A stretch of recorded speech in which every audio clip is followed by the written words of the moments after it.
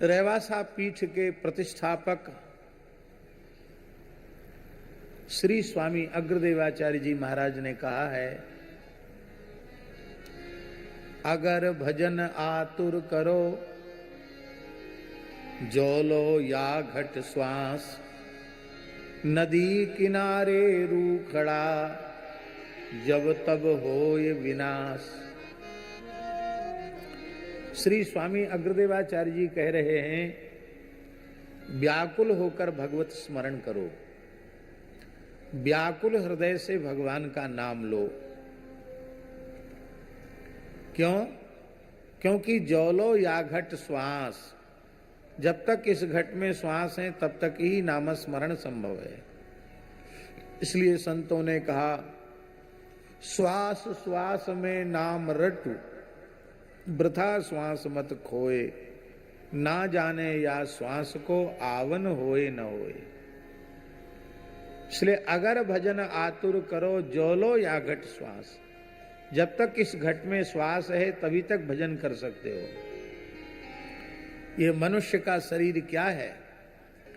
नदी किनारे रूखड़ा जब तब होए विनाश। ये नदी के किनारे का वृक्ष है,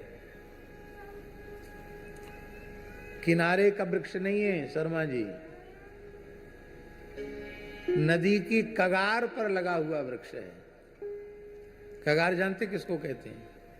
नीचे की मिट्टी बह गई और ऊपर केवल वृक्ष की जड़ों के कारण थोड़ी सी मिट्टी का कुछ अंश जड़ों ने जकड़ा हुआ है और वृक्ष नदी की तरफ झुका हुआ है। कब एक गहरी लहर आएगी, भारी तगड़ी लहर आएगी और वो वृक्ष बह जाएगा, कोई पता नहीं।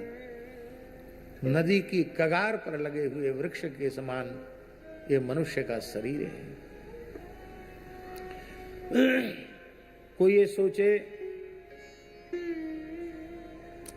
कि हम वृद्ध होकर भजन करेंगे, तो क्या यह निश्चय कर सकता है कि वृद्ध होकर मरोगे? कितने बच्चे मर जाते हैं, युवावस्था में मृत्यु हो जाती है।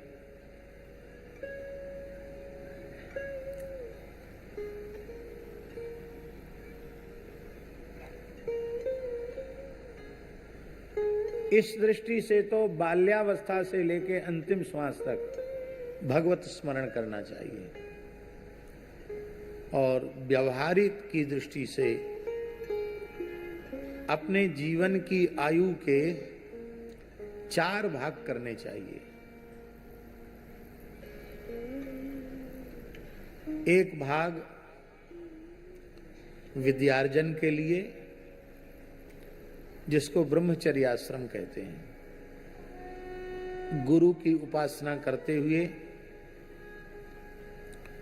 ब्रह्मचर्य व्रत का पालन करते हुए, धर्म निष्ठा और सदाचार पूर्वक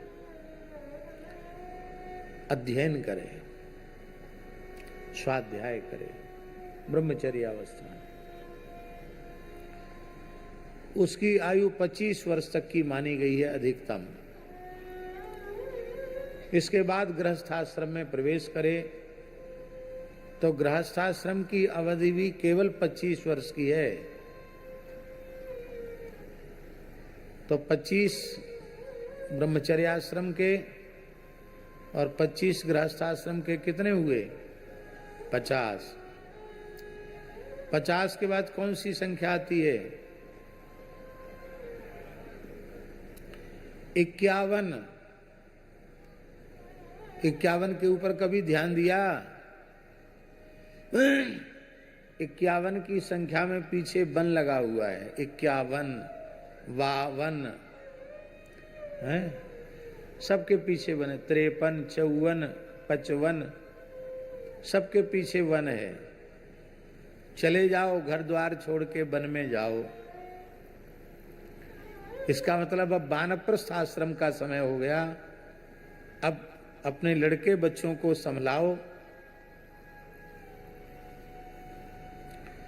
न संभालते हो तो मनु जी के पद चिन्हों पर चलो।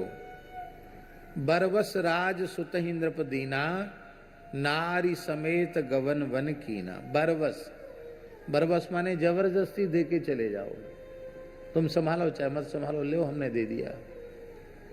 फिर कुछ गड़बड़ हो जाए तो हमको मत बुलाना, ना हमसे कहना। और फिर यदि शेष रह जाए तो ये फिर 75 वर्ष की आयु के बाद यदि आपने 50 के बाद घर छोड़कर अथवा घर में ही रहकर एक साधक की जीवनी से जीना आरंभ कर दिया तो फिर 70 के होते ही तर लग जाएगा। तर 70 तर गए, 71, 72, 73।